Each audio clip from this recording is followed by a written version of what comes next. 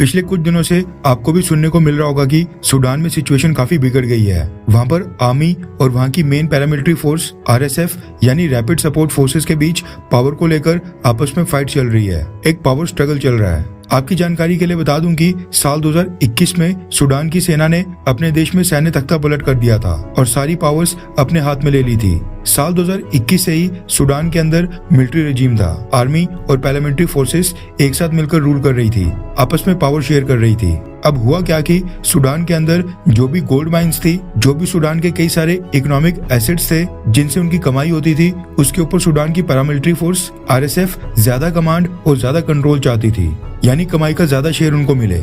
लेकिन सूडान की आर्मी ने ऐसा नहीं किया। उल्टा सूडान की जो पैरामिलिट्री फोर्स थी उसको खत्म करके उनके सोल्जर्स को सूडान की आर्मी के अंदर मिक्स करने का फैसला किया गया, यानी एक तरह से डिसॉल्व करने का फैसला किया गया, जिसके ऊपर काफी लंबे समय से बात चल रही थी। सूडान की पैरामिलिट्री फोर्स के सीनियर ऑफिसर्स को ये बात बिल्कुल भी अच्छी नहीं लगी। उनको पता था कि आर्मी के साथ मिक्स होने के कारण ना ही उनके पास कोई अधिकार रह जाते, उनको आर्मी के अधीन रहकर काम करना पड़ता और जो फायदे वो अभी उठा पा रहे थे वो उनको तब नहीं मिल पाते। सूडान की पैरामिलिट्री फोर्सेस अपने अंडर ज्यादा एसेट्स चाहती थी, लेकिन उनको उल्टा एक तरह से खत्म किया जा रहा था। ऐसे में सूडान की पैरामिलिट्री फोर्सेस RSF ने सूडान की मिलिट्री, सूडान की आर्मी के ऊपर ही हमले स्टार्ट कर दिए। इस समय दोनों सूडान को टेक ओवर करने की कोशिश कर रहे हैं। सड़कों के ऊपर गन फाइट्स हो रही हैं, एक दूसरे के ऊपर हमले कर रहे हैं और सिचुएशन काफी नाजुक बनी है। सूडान के अंदर वायलेंस काफी ज्यादा बढ़ गई है और इस बात का अंदाजा आप इसी बात से लगा सकते हैं कि वहाँ पर अभी तक लड़ाई में 400 से ज्यादा सिविलियंस मारे जा चुके हैं, यानी उनकी जान जा चुकी है, जबकि 4000 से ज्यादा गंभीर रूप से घायल बताए जा रहे हैं, जिसकी वजह से दुनिया भर के देशों की सरकारें टेंशन में आ गई हैं और पूरी दुनिया में इस समय पैनिक जैसी सिचुएशन चल रही है। इस समय दुनिया के कई सारे देशों के लोग, डिप्लोमेट्स सूडान के अंदर फंसे हैं। भारत के तकरीबन 3000 नागरिक इस समय सूडान में फंसे हैं। भारतीय सरकार ने तो उनसे आग्रह किया है कि वो सूडान में जहाँ कहीं भी हैं वो अपने घरों के अंदर ही रहें। अगर वो होटल्स में हैं तो वो वहीं पर रहें, बाहर ना आए। लेकिन अब खबर निकल कर आ रही है कि सूडान में क्लैशेस के बीच इंडियन एयरफोर्स के मिलिट्री ट्रांसपोर्ट एयरक्राफ्ट और स्पेशल फोर्सेस को भारतीय सरकार सूडान में उतार सकती है। दरअसल पिछले कल देर शाम को सूडान की सिचुएशन को लेकर प्रधानमंत्री नरेंद्र मोदी जी ने एक हाई लेवल की मीटिंग रखी थी। मीटिंग अचानक से रखी गई थी, इसलिए ऑनलाइन वर्चुअल मोड से हुई। विदेश मंत्री doctor S Jaishankar sir, national security adviser Ajit Doval साहब, सूडान में भारत के एम्बेसडर रविंद्र प्रसाद जायसवाल और उसमें कई सारे सीनियर ऑफिशियल्स मीटिंग में प्रेजेंट थे। रेफरेंस क्लब की स्क्रीन के ऊपर NDTV इंडिया के आर्टिकल का स्क्रीनशॉट है, जिसके मुताबिक प्रधानमंत्री मोदी जी ने सूडान को लेकर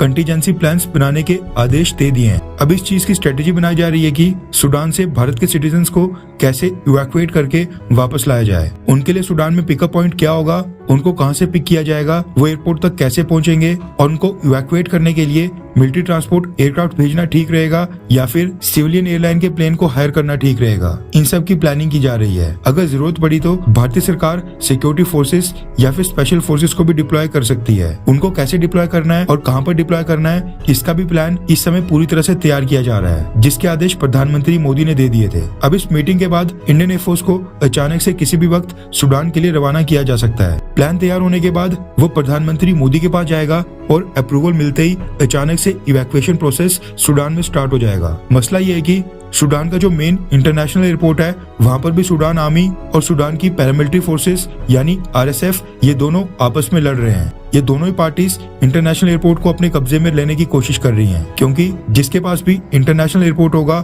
वो बाकी देशों के साथ नेगोशिएट करने में ज्यादा कंफर्टेबल पोजीशन में होगा, उसके ऊपर प्रेशर कम होगा। इसके साथ ही खबर ये भी निकल कर आ रही है कि भारतीय सरकार जब अपने देश के नागरिकों को इवैक्यूएट करेगी तो हो सकता है कि नेपाल, बांग्लादेश, श्रीलंका, इन जैसे जो भारत के बाकी पड़ोसी देश हैं, इनके नागरिकों को भी भारत इवैक्यूएट करे। खैर, सूडान की सिचुएशन को देखकर हमें अपने देश की आर्म्ड फोर्सेस और सरकार के ऊपर गर्व करना चाहिए। हम बहुत ही लकी हैं कि हम भारत जैसे देश में पैदा हुए हैं। हमारे यहाँ पर सेना ना तख्ता पलट करती है, ना ही अलग अलग आर्म्ड फोर्सेस एक दूसरे के ऊपर हमला कर रहे हैं। हमें वो सब फेस नहीं करना पड़ रहा है जो सूडान के लोग आज की डेट में फेस कर रहे हैं, और ये उनका बहुत ही बड़ा दुर्भाग्य है।